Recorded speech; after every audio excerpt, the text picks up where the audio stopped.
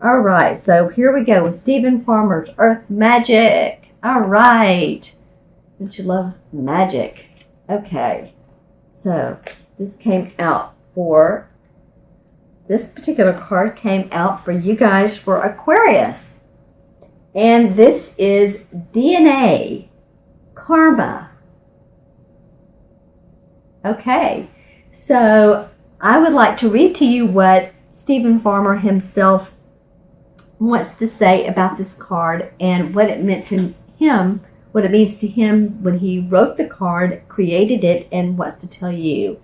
So karma is a concept in many Eastern religions. It's a Sanskrit word applying the greater universal laws of cause and effect, providing an implied code of ethics within the structure of the seemingly endless cycles of birth, death, and rebirth, which we experience throughout our lives in many different versions. The mistaken notion about karma is that it's some kind of punishment, but it's far from that. In fact, in its purest form, it simply asserts that our conduct in this lifetime will determine our next incarnation. That's pretty deep stuff. I love that. It has also come to mean how our behavior and actions in this lifetime create consequences in a slightly different version of the golden rule. So basically what it's saying, this is one of those times you can feel the tug of your soul that is both ancient and karmic. Yet you can also recognize the persistent and loving communication from your higher self that contradicts the familiar solutions before you. The choice is up to you, but know that every time you need guidance from your higher self, no matter what etheric or physical form it takes, human consciousness is elevated. In a sense, it becomes a choice between destiny and fate. So it's basically saying that your higher self, however you see karma, however you see karma, it does work with your highest self. And it also works with past lives, and I'd love to go into that. So if you want a past life reading, contact me as well. I do those too. Again, an interesting way to start the month of November for you, Aquarius. All right. So I'm going to pull a 4-card spread. This is from John Holland's Psychic Tarot deck. And I'm going to actually think of that, feeling like karma and how it relates to you. And, well, that card wanted to come out. Okay. And then that card wanted to come out. Okay. This card, this shuffling this time feels very, how do I want to say this, very sweet and soft. I don't know what that's about. But anyway, that's how it feels. Okay, so let's go on with the reading. This is a Major Arcana card, Aquarius. This is the first card of your 4-card spread. And this is Patience, the Patience card.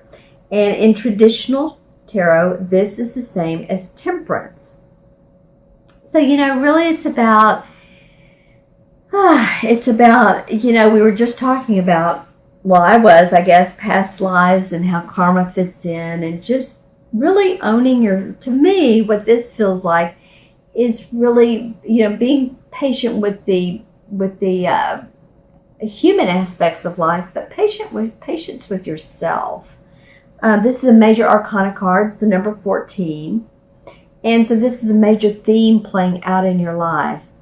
Patience. Being loving to others, noticing your will, not the will that you write out, but your willpower, noticing the willpower that you have. This is all about free will too. I mean, I feel like we come into this life and we do have certain destinies, and on these paths we have free will to make certain decisions. So this is a really deep reading so far. This is really about your taking a stock of everything that you're creating And is this for your highest evolution? Is this for your highest power? Is this for your highest good? Will this take you to a place that will enable you to evolve in a way that you would be happy about? Interesting. Okay. So I'm looking at this card, and what I'm seeing on this unusual looking hat, I guess, is the pink balls. So, you know, a pinkish purple. So for me, that feels like for you guys, you know, this is a portion of this general life. But it's a very, very, purple again has to do with psychic awareness, spirituality. So this is a very deep time for you. November feels like you're really reassessing, you're reevaluating, although we've just been through Mercury retrograde, but sometimes what we gain out of Mercury retrograde is a lot of good knowledge. It seems like when we're in Mercury, we're doing it, but then afterwards it's like, oh, okay, this is what I got out of it. So this is what it feels like for me, is that now you're seeing, some of you, this is a general reading. If you want a specific reading, contact me. You're seeing a little bit more of the bigger picture. So just have some patience with that. Have some temperance with that. And I feel like for a lot of you, it's not only the work you do, the people you meet, the places you go, it's about you too. Okay. Well, your next card in the second 4-card spread, the second card, is your third eye chakra. Okay, so again, this is some pretty spiritual stuff for you guys this month. This was what it's feeling to me, for you. Third eye chakra, clairvoyant. Are you using it? Are you paying attention to it? And you know, for me, for you, some people here, they know, like with me, I get these visuals and then I just kind of know what it is. But however you get your intuitive hits, and you know that I put out a video. If you go on my website, you can put in your name and email address, and I'll send you that video on how to get it intuitive hits. However you do it, it feels to me like you can use this in a real familial type of way with other people. And I don't mean use it on them, but I mean just in deciphering who's good for you, who really balances you out, who makes your heart sing, what type of events or what type of hobbies or whatever makes your heart sing. This is about using that intuition to really, really create the love, the happiness that you want.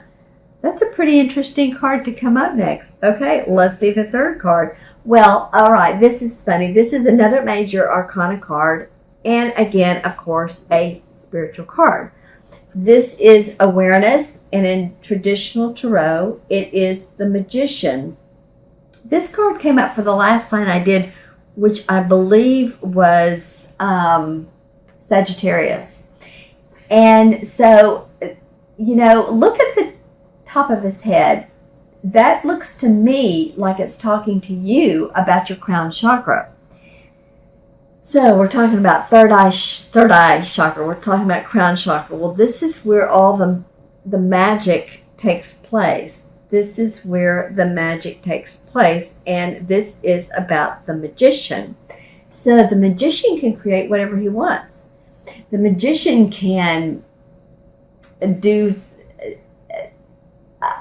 things and create things that no one else has done before in your particular circumstances. So it's about you owning up to your higher awareness, your spirituality, and let's see, what was I going to say about that? And you know what I'm feeling like is some of you maybe have, if you work with men or you have a male boss or a male partner, is, you know what, this is your higher awareness, and it is